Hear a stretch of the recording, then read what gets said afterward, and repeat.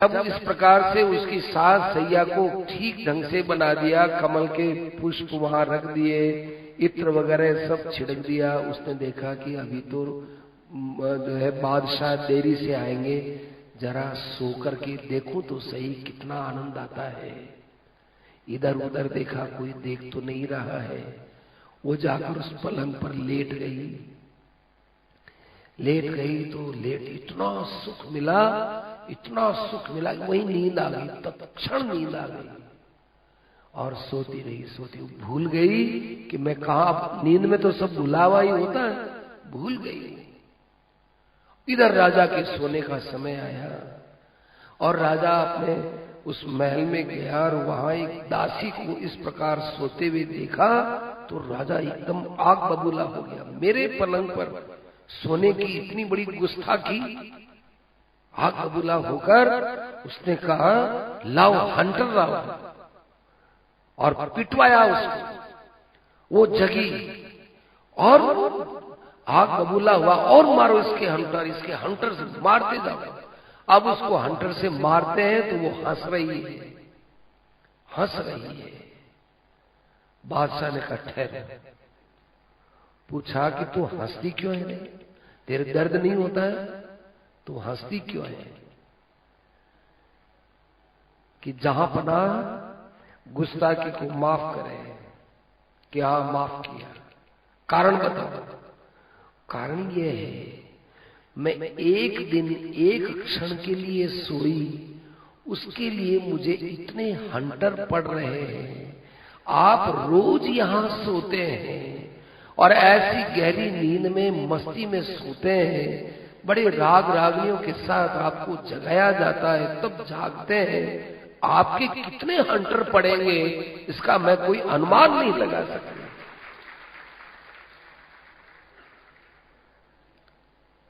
मैं ये सोच रही हूं, आज मेरे तो ये हंटर पड़ रहे हैं, आपके कितने पड़ेंगे? वो बुल्ले शाह उसी समय अपनी राजगद्दी छोड़ करके चला गया और वो अपने भगवान के भजन में लग गया। जो उसका विधान था, उसको मैं अब यहां नहीं रहूंगा। ये वास्तव में जीता जागता नमूना है मेरे सामने।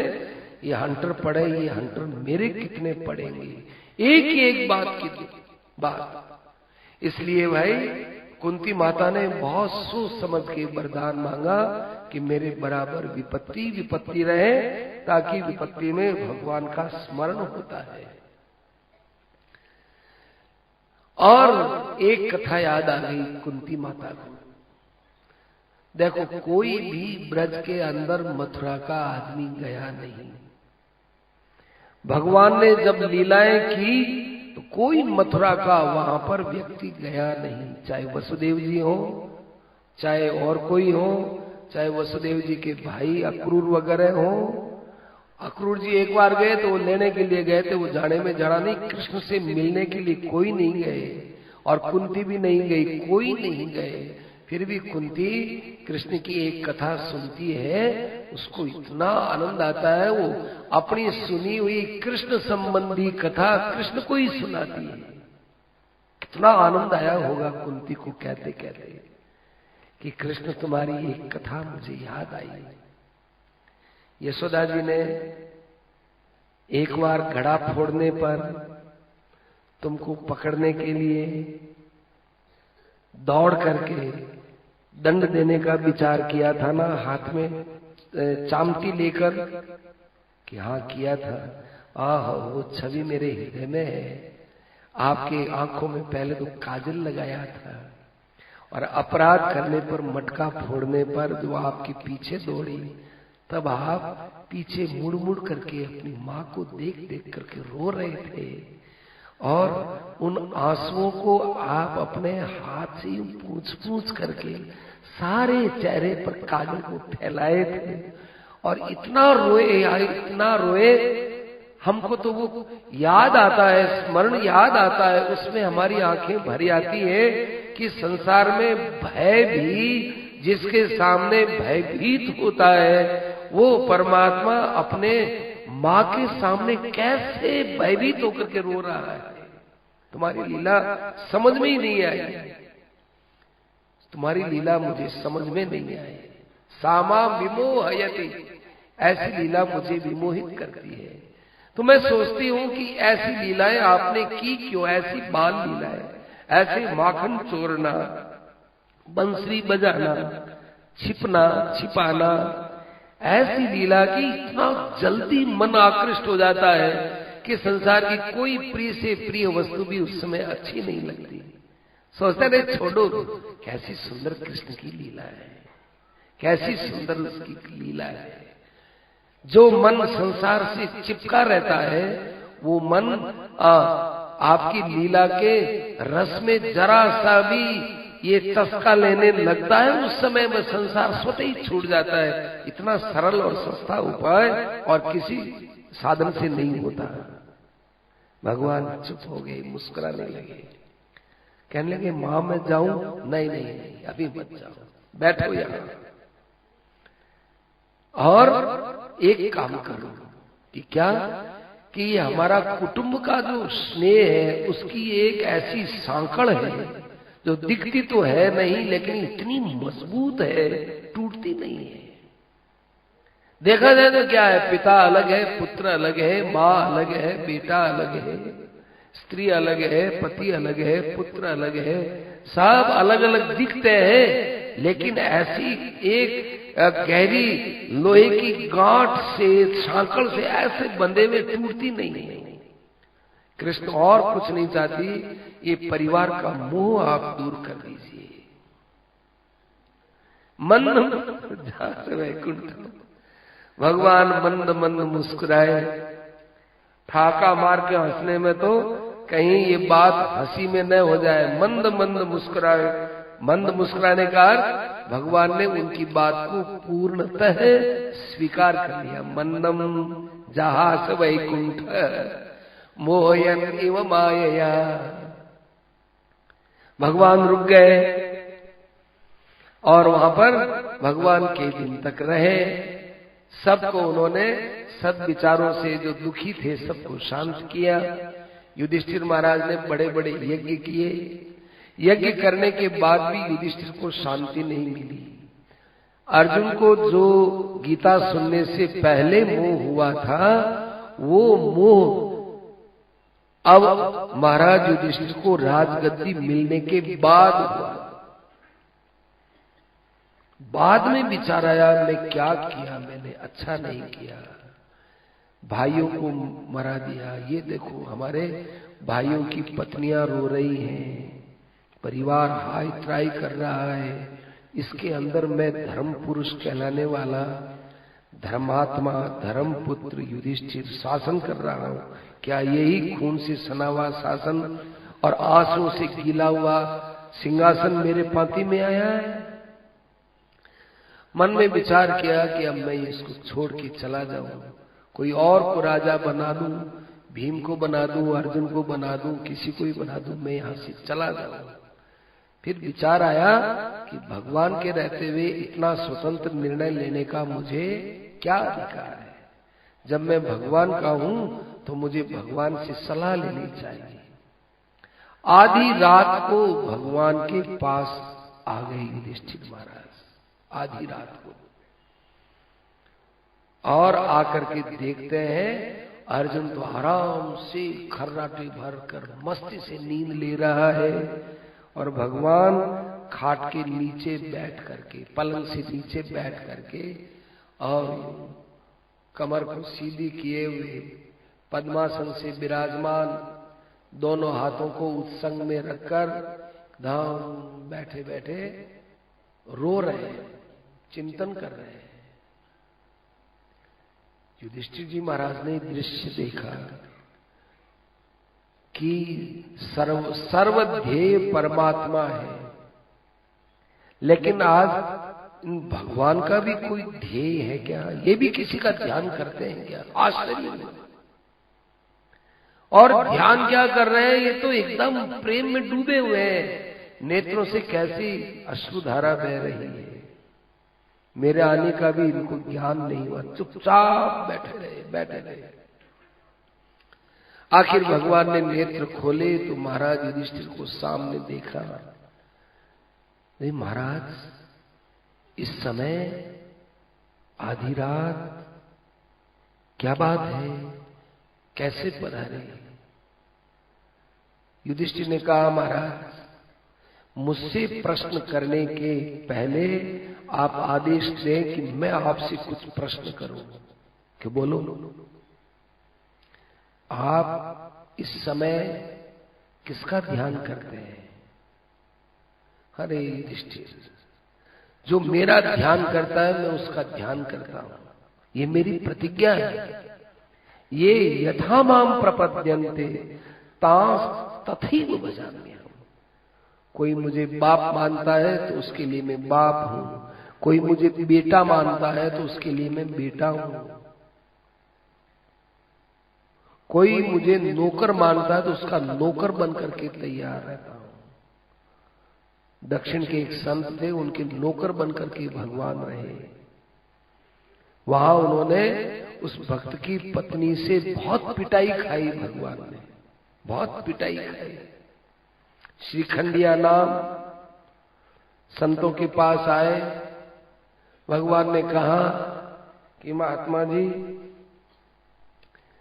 मेरे न कोई माँ है, न बाप है, न भाई है, न बंधु है, परिवार में अकेला हूं, न लुगाई है, न कोई बच्चा है, न कोई घर है, न बाहर, कुछ नहीं है। मैं आपके यहाँ रह सकता हूं, मुझे केवल रोटी चाहिए, आपके यहाँ काम करूंगा।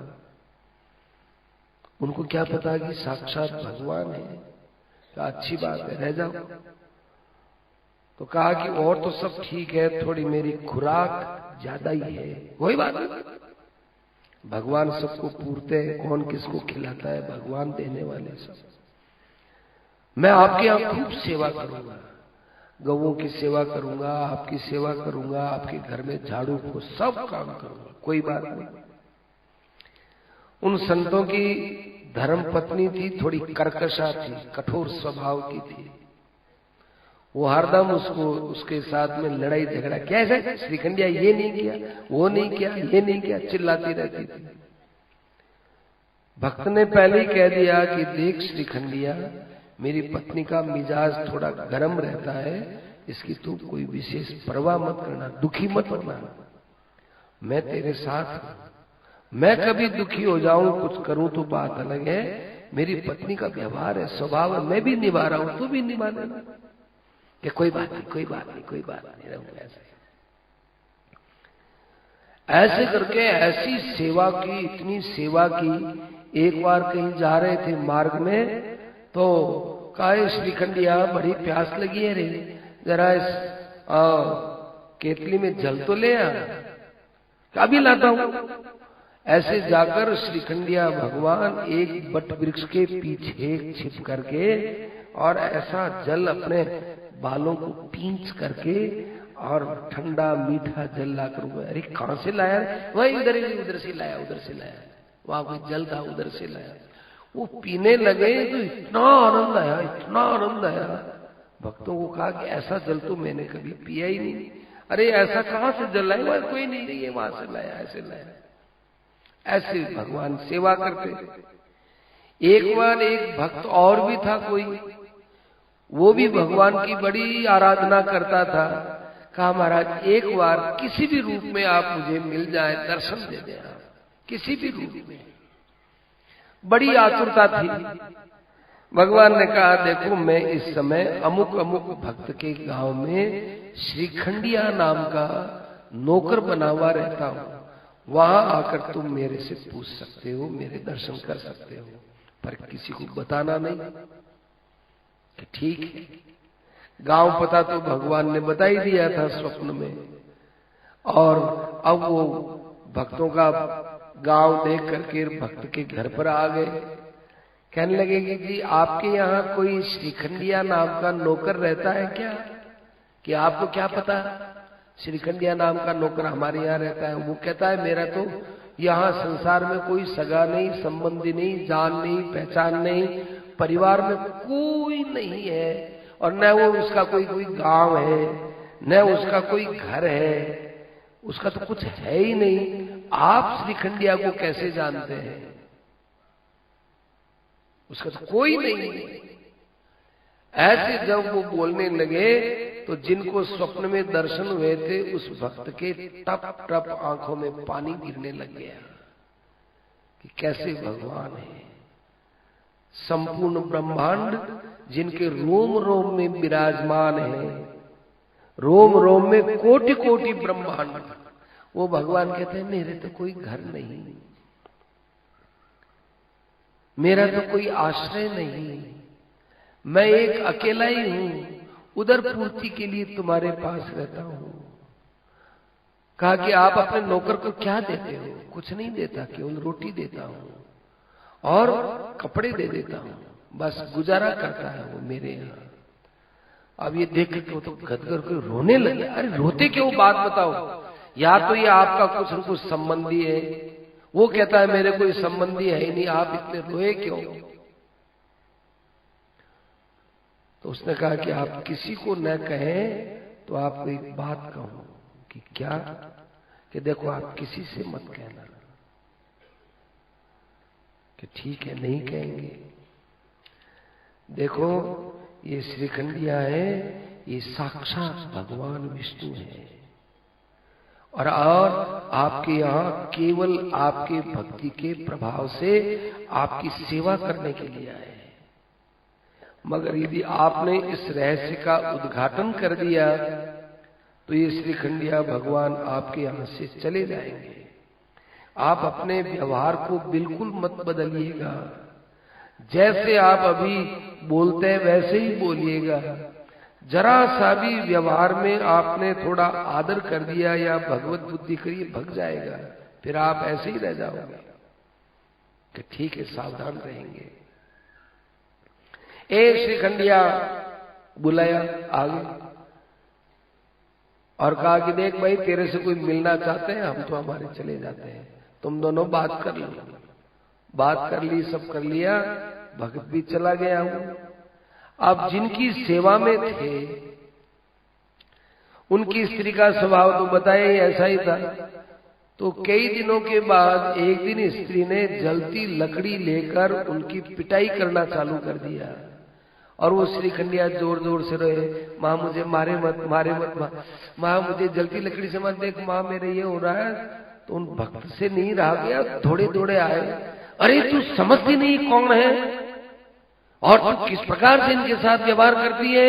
ये तो साक्षात भगवान है और तू इसके साथ ऐसा बर्ताव करती है। ऐसा कहा, श्रीखंडिया भगवान चले गए। उसी समय उनको छोड़ करके चले गए। अब भक्त ने बड़ा विरह किया, खूब रोए, खूब रोए, खूब रोए भगवान। तो भगवान की प्रतिज्ञा है, भगवान के लिए खूब रोए कि ये यथा माम प्रपद्यन्ते तास तथैव भजाम्यहम्। मेरे लिए जो रोता है उसके लिए मैं रोता हूं, जो मेरे से जिस भाव से प्रेम करता है उस भाव से मैं उसके भाव को स्वीकार करता हूं। तो कहा कि अभी आपके लिए कौन ऐसे रो रहे हैं? कि एक भीष्म पितामह मेरे लिए रो रहे हैं। पितामह भीष्म कहा, वो रातों रातों जगते, मुझे नींद नहीं आ सकती। अब बोलिए आप क्यों आए रात्रि में? मैं तो इसलिए आया कि रात गति छोड़ना चाहता हूं। क्यों? क्यों कहे कि देखो सुनो, हर एक महल में रोने की, चिल्लाने की, बिलखने की, ऐसी करुण और कर्कश रुदन की ध्वनियां सुन करके मेरा हृदय फटा जा रहा है। मैं सोचता हूं जंगल में चला जाऊं, एकांत में रहूं। इस राजपाट में तो बड़ा दोष है। हाँ, बात तो आपकी ठीक है, लेकिन आप ये राज्य पितामह भीष्म के द्वारा संरक्षित रहा है, इसलिए पितामह भीष्म से जरा सलाह कर लीजिए। आप मेरे साथ भीष्म पितामह के साथ चलो और उनसे आप पूछो, वो जैसा कहे वैसा करो। देखो भगवान ने अपनी तरफ से ज्ञान नहीं दिया। क्यों नहीं दिया? इसके लिए अच्छे अच्छे संतों ने, महात्माओं ने कहा कि अर्जुन की जितनी भगवान के अंदर एक अपनेपन की भक्ति थी, ऐसी भक्ति युधिष्ठिर महाराज की अर्जुन जैसी नहीं थी। उनको पितामह भीष्म में विशेष भक्ति रही। इसलिए भगवान भी ये कहते हैं, जिसकी जहां श्रद्धा होती है, जहां उसका विशेष लगाव रहता है, वहीं पर उसके चित्त को लगाना चाहिए, ताकि उसको ज्ञान अच्छे ढंग से मिले, टिके। श्रद्धा के बिना सुना हुआ ज्ञान टिकता नहीं है। श्रद्धा हो, विश्वास हो, 4 बातें होनी चाहिए: श्रद्धा, विश्वास, रुचि और योग्यता। चारों से सुरक्षित जो साधन होता है, वो साधन काम आता है। हम सुनते तो ऊंची बात है, लेकिन श्रद्धा न करें, विश्वास न करें, तो वो साधन हमारे हृदय में टिकेगा नहीं।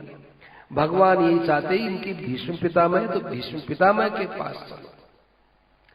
तो भीष्म पितामह के पास 5 पांडव, द्रौपदी, भगवान श्री कृष्ण सवेरा होने पर रथों में बैठकर उनके पास पहुंचे।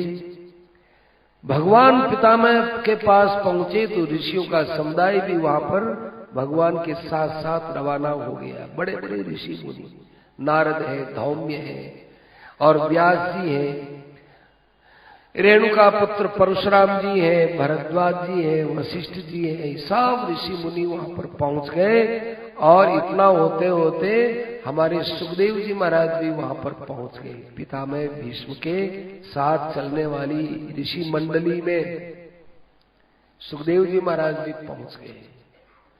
इन ऋषियों से कहा कि जी ये तो परिवार की बात करने जा रहे हैं, आप लोग क्यों चले आ रहे हैं? कि नहीं महाराज, जहां आप रहते हैं वहां परिवार की बात भी हमको भक्ति देने वाली है। जहां आप विराजमान है वहां परिवार की चर्चा भी एक भक्ति को देने वाली है। हम तो आपकी बात सुनने आए कि बहुत अच्छी बात है। सब बैठे रहे।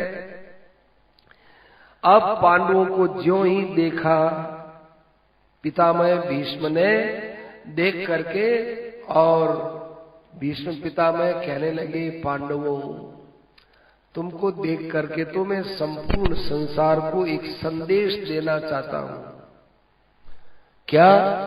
इस संसार को तुम्हारे जीवन से सीखना चाहिए कि जिस पक्ष में धर्मपुत्र युधिष्ठिर हो और जिस पक्ष में गदाधर भीम हो, जिसके जोर से कदम रखने पर पृथ्वी फट जाए, वो भीम हो, और जिसके पक्ष में गांडीव धनवा अर्जुन हो,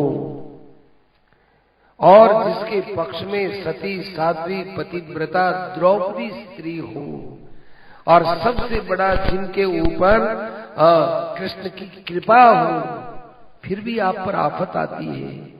इसका मतलब है कि आने वाली भाग्य की आफत किसी प्रकार से, किसी बल से रोकी नहीं जा सकती। भाग्य के द्वारा जो आने वाला है उसको सहज रूप से आने दो, सहज रूप से देखते रहो और सहज रूप से ही उसको जाने दो। न तो उसको रोको और न उसके लिए किसी प्रकार से उसको टोको, रोक टोक सब बंद करो। सहज रूप से उसका आना जाना देखते रहो। ये हमने संसार को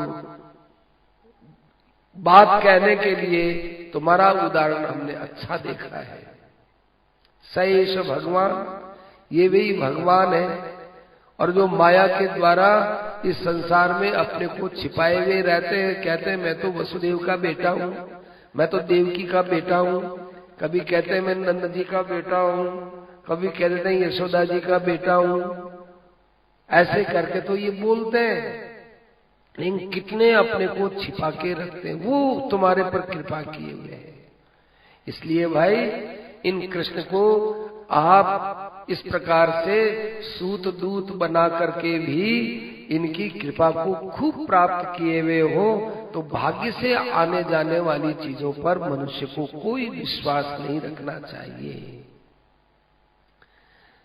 और भगवान श्री कृष्ण से कहा, देखो कृष्ण अब आप आ गए हो, सूर्य भगवान अब उत्तरायण में आने वाले हैं, मैं इच्छा मृत्यु हूं, हस्तिनापुर का राज्य आज युधिष्ठिर के हाथ में सुरक्षित देखकर मैं बड़ा आनंदित हूँ और अब मैं अपने शरीर को छोड़ना चाहता हूँ। जब तक उत्तरायण में सूर्य न आ जाए तब तक आप मेरे पास खड़े रहो। खड़े रहो नहीं, मेरे ध्यान में रहो। देखो सज्जनों, गहराई से विचार करो। भगवान दो रूप होते हैं भगवान के। एक रूप तो जो नेत्रों के बाहर होता है, एक रूप होता है जो हृदय में होता है। हृदयस्थ स्वरूप का तो होता है ध्यान, और बाहर के स्वरूप का होता है दर्शन। तो हमारे भीष्म पितामह जैसे भक्तों ने कितनी सुंदर बात कही है कि ध्यान पथश चतुर्भुज। अभी तो आप मेरे सामने दो भुजा से हो, और अब आप मेरे ध्यान के अंदर चार भुजा से मैंने आपके स्वरूप को बसाया है। बस वो मेरा ध्यान अडिग रूप से बना रहे। सदैव देवो भगवान प्रतीक्षताम् कलेवरम यावदिदं हिनोम्यहम्। जब तक मैं अपने शरीर को नहीं छोड़ दूं तब तक आप यहाँ पर खड़े रहो। अरे क्यों खड़े रखते हो भीष्म पितामह जी? आप ध्यान के द्वारा भगवान के दर्शन तो कर ही रहे हो, फिर आप यहाँ इनको क्यों रखते हो? कि भाई दुनिया को बताने के लिए कि भगवान के दर्शनों से बढ़कर भगवान का ध्यान होता है, ये बताने के लिए मैं ये कर रहा हूं। भगवान ने कहा, अच्छा पितामह भीष्म, ये युधिष्ठिर महाराज आपसे कुछ प्रश्न करना चाहते हैं, आप इनका उत्तर दीजिए। कि बहुत अच्छी बात है, समय भी अंतिम समय, इन्हीं बातों में जाना चाहिए। धर्म की बातें हो, शास्त्र की बातें हो, और आपके संबंध में चर्चा हो, आपका ध्यान हो। अंतिम समय में तो यही कृत्य होना चाहिए। खूब उन्होंने युधिष्ठिर महाराज को उपदेश दिया। उपदेश वगैरह देने के बाद वो पूर्ण संतुष्ट हो गए, निर्भ्रांत हो गए युधिष्ठिर महाराज। तब अपनी वाणी को संग्रहित करके कहा कि देखो भाई, अब मैं अपनी वाणी को आप लोगों के साथ बातचीत करने में विराम लेता हूं, उपराम होता हूं। और कृष्णे लसत पीत पटे चतुर्भुजे। चतुर्भुज भगवान का जो रूप है, पीतांबर जिन्होंने पहन रखा है, ऐसे भगवान जनार्दन की मैं स्तुति कर रहा। आप लोग अब अपने हिसाब में रहे, मुझे मेरे भगवान के अंदर लगने दें। निवृत्त सर्वे इंद्रिय विभ्रमस तुष्टावचान्यम विसृजन जनार्दनम।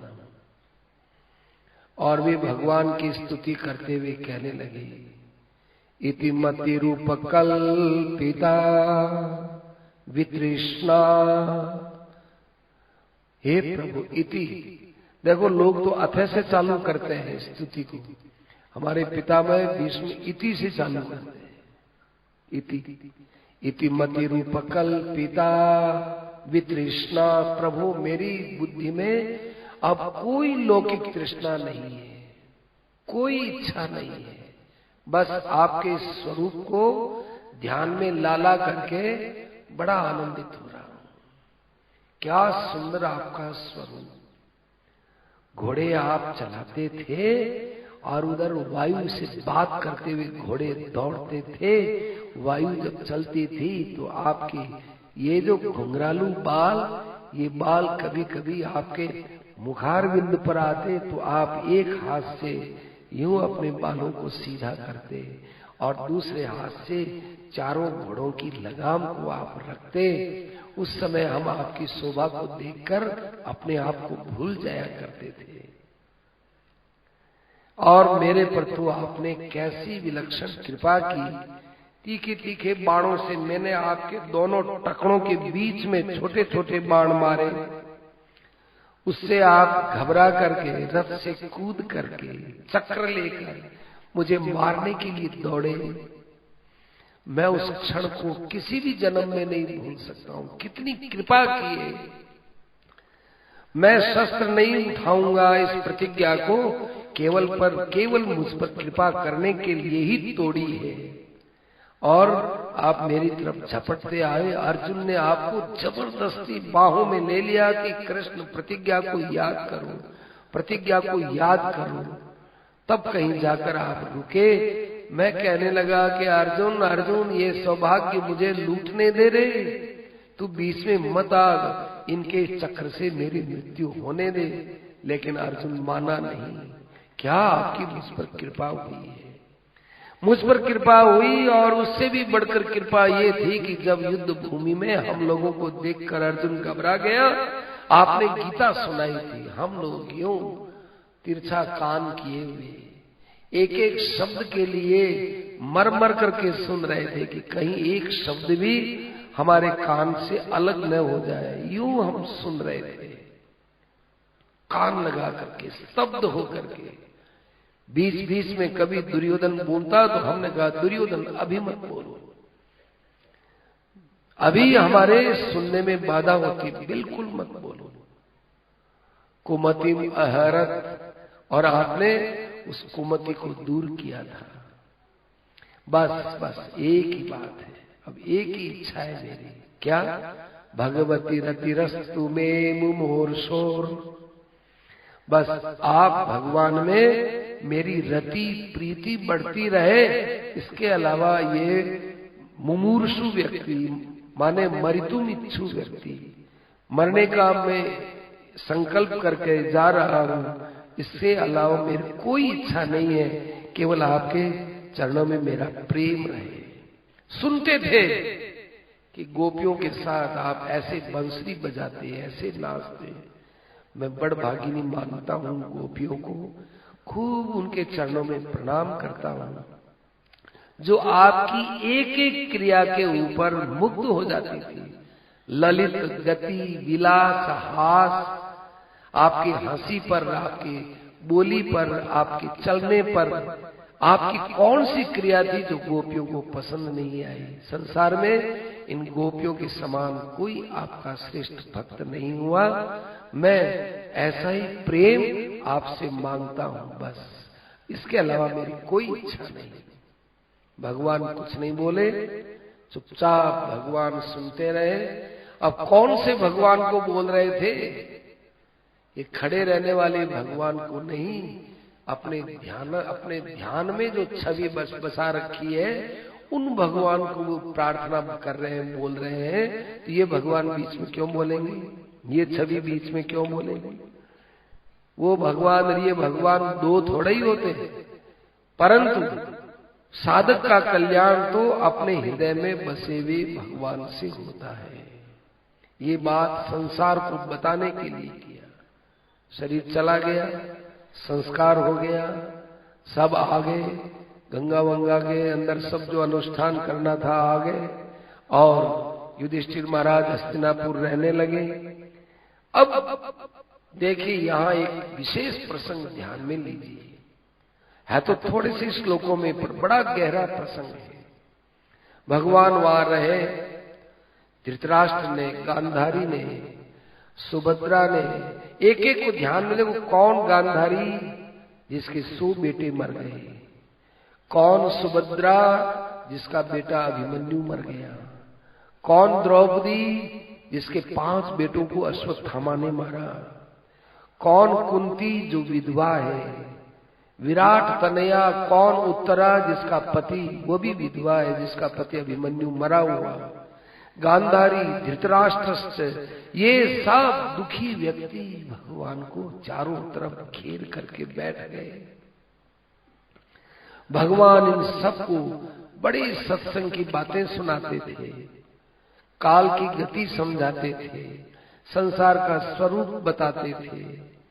मरना और जीना कुछ नहीं है, इस बात को वे बहुत सहज शब्दों में समझाते थे। ऐसे समझाते समझाते समझाते खूब अच्छा सत्संग हो गया। तब भगवान ने कहा, अब हम जाना चाहते हैं। इतना बड़ा राज्य का जिसके पास में वैभव था, अधिकार था, वो धृतराष्ट्र सामान्य आंगन पर बैठ करके भगवान के पास सत्संग सुनता है।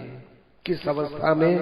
जब वो उसके हाथ से राज्य निकल गया, उसके मोह में पुत्र मारे गए, न धन है, न ऐश्वर्य है, न मान है, न अधिकार है, न उसके पास पुत्र है, कोई नहीं है। अब उसको सत्संग की बातें अच्छी लगी। लोग देखते हैं कि हमारी सब सुविधा हो, उसके बाद हम सत्संग करें। सब प्रकार की सुविधा में जो सत्संग मिलता है वो सत्संग ठहरता नहीं है, और असुविधा पूर्वक जो सत्संग मिलता है वो सत्संग कारगर होता है। वो सत्संग बहुत लगता है, क्योंकि उस सत्संग के पीछे सुविधाओं का त्याग हुआ है, उस सत्संग के पीछे तपस्या हुई है, उसके पीछे अपने सुखों का त्याग किया है, उत्सर्ग हुआ है। इसलिए आज धृतराष्ट्र को कितना अच्छा लगता है कृष्ण का कहा हुआ। धृतराष्ट्र के राज्य में सत्संग कोई कम होता था क्या? सनत सुजाती आते वो समझाते, और भी समझाते, कई समझाते, व्यास जी ने समझाया, नहीं लगी बात। क्यों नहीं लगी? कि वो राजा था, अनुकूल वातावरण में था, सौ बेटा उसके, बड़े शूरवीर, बड़े बड़े सम्राट उसके सामने नतमस्तक होकर रहते थे। ऐसे अपने अहंकार के अंदर रहने वाला, मोह में डूबा हुआ धृतराष्ट्र, उसको सत्संग कहाँ अच्छी लगे?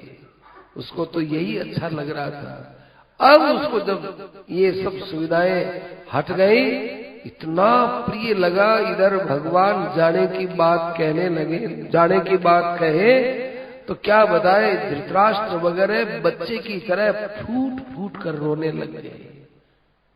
न सहेरन विरहम, उन्होंने कहा हम आपके विरह को सहन नहीं कर सकते कृष्ण।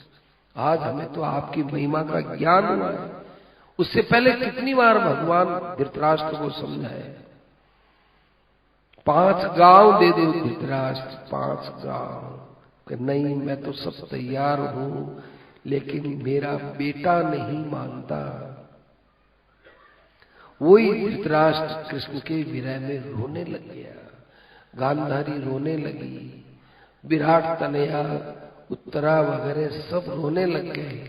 बस सत्संग के अंदर विरह भी होना चाहिए और सत्संग के अंदर संयोग भी, भगवान के लिए विरह भी हो और भगवान के अंदर संयोग भी हो। ये विरह संयोग से, जैसे आप रोटी बनाते हो, अंगारे पर उसको सेकते हो तो एक तरफ से भी सेकते हो, दूसरी तरफ से भी सेकते हो, उधर से भी सेकते हो, उधर से भी सेकते हो। ऐसे ही भगवान की भक्ति के 2 रूप होते हैं, एक तो भगवान से मिलना और एक भगवान से बिछुड़ने में रोना, उसमें विरही होना, तब जाकर के वो भक्ति का परिपाक होता है। भगवान वहां से रवाना हो गए। वहां की स्त्रियों ने जब भगवान को रथ पर बैठे जाते हुए देखा तो हस्तिनापुर की सारी नर नारियों के मन में बड़ी उत्पीड़ना हुई कि देखो कृष्ण हमारे नगर को छोड़ के जा रहे हैं। बोलने लगी, तरह तरह की बातें होने लगी। और फिर उसके बाद भगवान अपने द्वारिका के वहां पहुंचे तो शंख बजाया। शंख बजाते द्वारिकावासी बाहर आए और ऐसा प्रेम का उलाना देने लगे कि आपको द्वारिका याद ही नहीं आती है। हम लोगों को आपके बिना एक क्षण भी अरबों वर्षों के समान लंबा लंबा लगता है और आपको हमारी याद ही नहीं आती। ऐसी ऐसी मीठी उलाहनों की बातों को सुनकर भगवान नीचा मुख किए हुए मुस्कुराने लगे। शिन्वानो अनुग्रहम दृष्टिया वितन्वन प्राविशत पुरी। सबको भगवान ने अपनी मुस्कुराहट से, प्रेम से सबको अपना प्रेम प्रदान किया और भगवान अपने महल में आए। महल में आए तो भगवान के 7 माताएं, देखो भगवान के तो 18 माताएं थी, 18 वसुदेव जी की पत्नियां। उनमें कुछ एक के नाम तो भागवत में आते, कुछ एक के नाम नहीं आते, पर संख्या आती है, 18 पत्नियां थी। लेकिन यहां कर कहते हैं सप्त प्रमुखा, 7 प्रमुख माताएं थी। प्रमुख माता 7 कैसे होंगी जी? प्रमुख माता तो एक देव की होनी चाहिए, क्योंकि वही अवतार लिया भगवान ने। यहाँ सप्त प्रमुखा, ये 7 प्रमुख है। ऐसा क्यों कहा? ऐसा इसलिए कहा कि 7 बहनें थी, देवकी के साथ की 7 बहनें ये वसुदेव जी के साथ में थी, तो 7 बहनें सदा ही साथ रहती थी। ये सदा साथ रहती थी, एक साथ रहती थी। इस कारण से सप्त प्रमुखा मातरः है। भगवान ने जाकर के उन सबको प्रणाम किया और प्रणाम करने के बाद फिर भगवान अपने महल में गए। अपने महल में गए तो उन पत्नियों के, भगवान की पत्नियों के जो 16,108 थी, देखो 16,108 इतनी बड़ी संख्या भागवत में एक जगह मिलती है। 16,100, 16,100 तो मिल जाएगा, 16,000 भी मिल जाएगी, पर 16,108 ये केवल दशम स्कंद के अंतिम अध्याय में इतनी सी बात मिलती है। एक सज्जन ने पूछा भी कि 16,108 पत्नियां भागवत में हैं, ऐसी एक जगह कहीं संख्या है तो बताओ। प्राय सबके मुख पर ये बात है कि 16,108, 16,108, लेकिन 16,108 का विवाह प्रसंग भी आता है, परंतु एक साथ लिखा हुआ नहीं आता कि 16,108। केवल वहां दशम स्कंद में बड़े विचित्र ढंग से लिखा हुआ मिलता है। अस्तु, ये तो सब बातें जो विवाह प्रसंग में चलेंगी कि भगवान का विवाह किस प्रकार का विवाह है, लौकिक। देखो ये बातें लौकिक नहीं है। कभी कभी भगवान की लीलाओं को लोग लौकिक धरातल पर तोलने लग जाते हैं, ये गलत है। भगवान की लीलाओं का जो शिक्षात्मक स्वरूप है उसको हम ग्रहण करें। लीला का जो क्रियात्मक रूप है उसको हम पहचान ही नहीं सकते। इसीलिए भागवत जगह जगह सावधान करता है, जहाँ भगवान की बड़ी उच्च कोटि की प्रेममयी दिव्य लीलाएं हैं, वहां भागवत बड़ा सावधान करता है। नया ही पद देखने में आता है, महायोगेश्वरेश्वर। योगेश्वर शब्द आता है और महायोगेश्वर शब्द आते हैं, लेकिन महायोगेश्वरेश्वर ऐसे ऐसे शब्द देकर के व्यास जी महाराज ने, सुखदेव जी महाराज ने हमको सावधान किया है कि भगवान की लीलाओं को केवल मनुष्य की क्रियाओं के समान क्रिया लेकर के मत देखना। इनका शिक्षात्मक, उपदेशात्मक जो स्वरूप है उसका इस धरातल पर क्या प्रभाव पड़ता है उस दृष्टि से देखना चाहिए। अस्तु, इतना प्रेम था भगवान की पत्नियों का, जो ही भगवान के दर्शन में उनके नेत्र से आंसुओं के फव्वारे छूटने लगे। आंसू यूं नहीं आए, सीधे पलकों के ऊपर यूं टक्कर खाते थे आंसू, पलकों पर टक्कर खाकर फिर आंसू आते। ये नेत्रों से फव्वारा सा छूटता था, ये प्रेम के आंसू। भगवान के आंसू आते और ढंग के, और दुनिया के लिए रोते हैं तो वो आंसू आते और ढंग के, और ढंग के आंसू आते हैं। क्या आंसू तो एक ही है? एक नहीं है, वो आंसू कुछ और ही होते हैं। भगवान के विरह में जो आंसू आते हैं, प्रेम में जो आंसू आते हैं, वो आंसू कुछ और ही होते हैं। और संसार के लिए रोते फिरते रहते, मुंह बिगड़ जाता है, शक्ल बिगड़ जाती है, चेहरा काला पड़ जाता है, कितने ही शरीर के रक्ताणु उसमें नष्ट हो जाते हैं, मनुष्य का तेज नष्ट हो जाता है। लेकिन भगवान के विरह में रोने पर उसका तेज बढ़ता चला जाता है।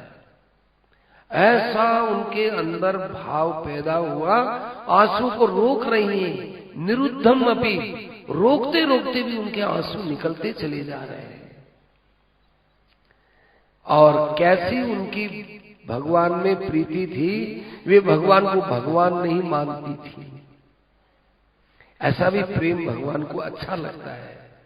भगवान कहते हैं आप हमारे को भगवान मत मानो, दूरी हो जाएगी। भगवान मानोगे तो बहुत दूरी हो जाएगी। आप मेरे को अपना मानो, अपना मानने में बहुत नजदीकी आती है।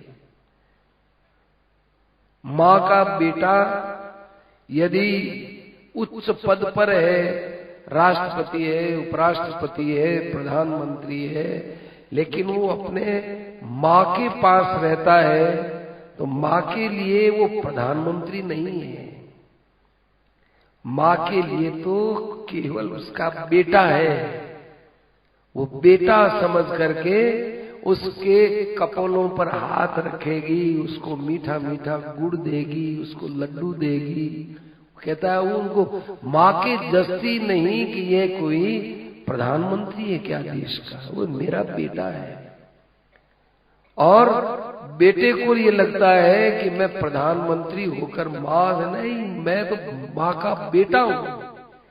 प्रधानमंत्री किसी और के लिए हो सकता हूं, लेकिन माँ के लिए तो मैं बेटा हूं। जैसे माँ और बेटे के बीच में कोई भी पद आता है तो दूरियां बढ़ जाती हैं, ऐसे भगवान को हम अनंत कोटि ब्रह्मांड नायक परात्पर परब्रह्म परमेश्वर सर्वेश्वर सर्वाधार सर्वांतर्यामी सर्वानुस्यूत ऐसे परब्रह्म परमात्मा है। भगवान कहते क्यों मुझे दूर फेंक रहे हो यार, तुम तो इतना ही कहो ना कि मैं हूं श्री भगवान का, मेरे श्री भगवान। तुम मुझे अपनेपन को लेकर के अपने साथ मिला करके चलो, अनंत कोटिता से मुझे कोई मतलब नहीं। ये बात सीखनी है तो भगवान की पत्नियों से सीखो। भगवान की पत्नियां अपने ऐसी ऐसी चेष्टाएं करती है, हमारे पति हैं, अरे ये तो भगवान है, ना ना हमारे तो पति हैं। देवकी ने कहा ये तो हमारा बेटा है। कितना गुणगान गाए अक्रूर जी भगवान के लिए, लेकिन यशोदा जी ने कुछ भी नहीं सुना। यशोदा जी तो कहा मेरा बेटा है। सज्जनों, भगवान ब्रज के अंदर रहे तो जब तक अपनापन लोगों को था तब तक रहे, और जब धीरे धीरे लोग समझने लग गए कि ये तो भगवान है, तो भगवान ने ब्रज छोड़ दिया, मथुरा आ गए, वापिस ब्रज में गए। तुम तो मुझे भगवान मानने लग गए। नंद जी ने जब भगवान मान लिया ना तो नंद जी को छोड़ के चले गए भगवान। गोपियों ने नहीं माना तो भगवान गोपियों को हरदम याद करते रहते थे। तो भगवान को अपना मानना चाहिए। अप्रमाण विदो भर्तुर ईश्वरम मतयो यथा। सूत जी महाराज से प्रश्न करते हैं कि हे सुखदेव जी, हे सूत जी महाराज, सौनक जी प्रश्न करते हैं कि आपने हमको कहा क्या था कि परीक्षित का जन्म बताते हैं, लेकिन आप तो भगवान की कथा के अंदर इधर उधर दूर चले गए। हमको आप परीक्षित का जन्म बताओ।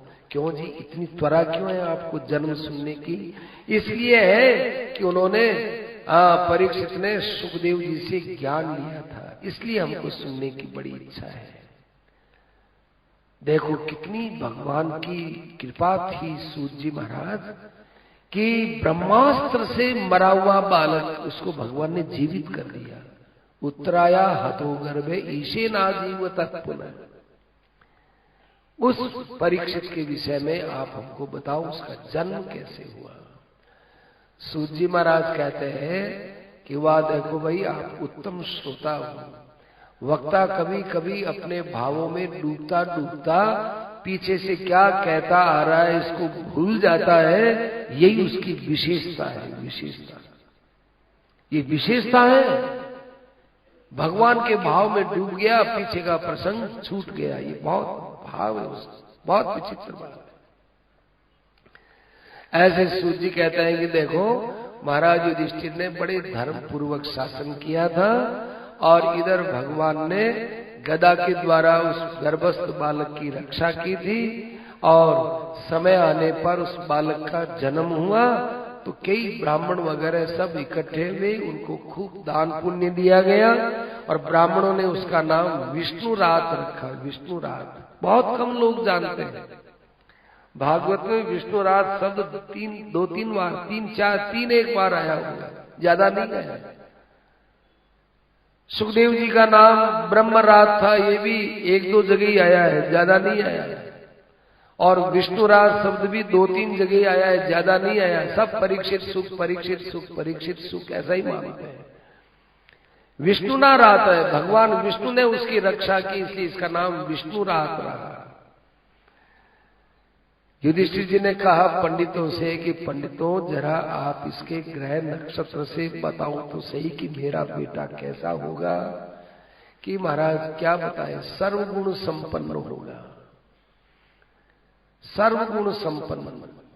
क्या विद्या में देख लो, क्या धनु विद्या में देख लो, क्या तितिक्षा में देख लो, सहिष्णुता में तो माता के समान सहिष्णु होगा। माता पिता देखो हम लोगों की कितने अपराधों को सहन किया है मां ने, कितने अपराधों को। और अपनी पत्नी यदि हमारी मां से यदि लड़ती है अपनी पत्नी, तो मां को ही लोग बोलते हैं अरे नहीं भाई, पत्नी को कहना चाहिए कि देखो हमारी मां ने बहुत हमारे अपराध सहे हैं, इसलिए अब तुम्हें मां का कोप सहन करने में संकोच नहीं करना चाहिए। एक संत के पास सासू और बहू दोनों पहुंचे। सासू ने कहा कि बहू अच्छी नहीं, बहू ने कहा कि सासू जी लड़ती रहती है। संतों ने देखा अब क्या करें। संतों ने कहा देखो जी आप एक काम करो। क्या? माता जी आप तो आज से इसको अपना बहू मानना बंद कर दो। बहू को कहा कि बेटा तुम इनको अपनी सासू मानना बंद कर दो। सासू को कहा माता जी आप इसको अपनी बहू मत मानो, बहू मानना बंद करो, बिल्कुल बंद कर दो। और बहू को कहा कि तुम अपनी सासू मानना बंद कर दो। कि महाराज ये तो आप संबंध विच्छेद की बात करते हैं। तो हाँ मैं कह रहा हूं सासू बहू का संबंध विच्छेद करो, तो फिर क्या करें? माता जी को कहा माता जी आप इसको अपने बेटे की धर्म पत्नी की दृष्टि से देखो। और बहू रानी को कहा कि बेटा तुम अपनी सासू को अपने पतिदेव की मां समझो। तुम सीधा ही सासू बहू का संबंध रखती हो तो लड़ोगी झगड़ोगी। माता जी आप अपने बेटे के साथ इसको देखो, तो जो ममता आपने बेटे को दी है उसकी अब ये आधी लेने की ये हकदारनी है। बेटे की ममता, बेटे पर ममता आपने न्योछावर की, उसका आधा हिस्सा इसको दो और कहो कि देखो तुम्हारा सुहाग इन्हीं के कारण से हुआ है, इन्होंने तुम्हारे सौभाग्य को जन्म दिया है, इसलिए इनका ऋण तुम जीवन में कभी नहीं उतार सकती। इसलिए तुम्हारे पति के इन्होंने अपराधों को सहन किया है, तो तुम्हें तो केवल इनके वचनों को ही तो सहन करना है, और तो कुछ सहन करवाती नहीं बिचारी। तुम्हारे पति ने कितने अपराध किए इनके गोद में, टट्टी पेशाब और दूध पीते पीते शरीर को कष्ट दिया, वो सब सहन किया बिचारी ने। तुम इनकी एक जरा सी कड़वी बात सहन नहीं कर सकते। दोनों की बात समझ में आई। सीधा सासू बहू क्यों समझते हो? बीच में अपने बेटे को और अपने पति को बीच में रखो, लड़ाई नहीं होगी। तो कहा कि सहिष्णु मातरऊ इवन, ये अपने माता के समान सहिष्णु होगा, सर्व सद्गुण महात्म्य।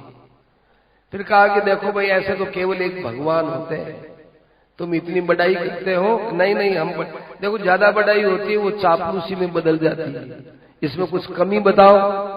कहा कमी बता देते हैं। कमी क्या है? कमी यह है कि ये ज्यादा दिन नहीं जिएगा, बस इतनी सी बात। महाराज ये कोई कम बात है, जवानी में मर जाएगा। अरे ये नहीं बात है। मरेगा कैसे? अरे महाराज मरेगा तो ये बहुत सुंदर ढंग से। स्वयं सुखदेव जी महाराज व्यास के पुत्र इसको ज्ञान देंगे, और उस ज्ञान से ज्ञानवान होकर ये जो है आगे जाकर के और कितने प्राणियों का कल्याण कर देगा। इसको दिया हुआ ज्ञान जन जन के मन मन में जाकर स्थापित हो जाएगा। अतएव इसकी मृत्यु जैसी संसार में मृत्यु सबकी सुधर जाए, ऐसे तो हम सब कामना करते हैं। बड़े आनंदित हो गए, सब आनंदित हो गए। परीक्षित नाम क्यों पड़ा? क्योंकि गर्भ में जिस स्वरूप को देखा था उस स्वरूप की वे सब जगह परीक्षा करते थे। सज्जनों गर्भ में भगवान ने अपनी भी रक्षा की है। एकदम पैक्ड झिल्ली में थे, मल मूत्र गंदगी सब उसमें, फिर भी हम लोग वहां श्वास लिए, हमारा पालन हुआ। पोषण हुआ और हम मरे नहीं, ये तो कोई भगवान नहीं जिलवाया है ना।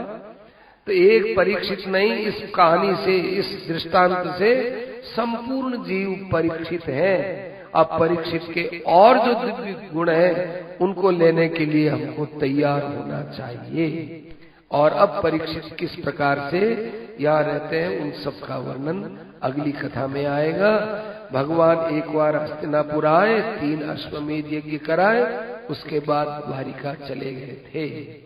आगे का प्रसंग कल की कथा में कहा जाएगा।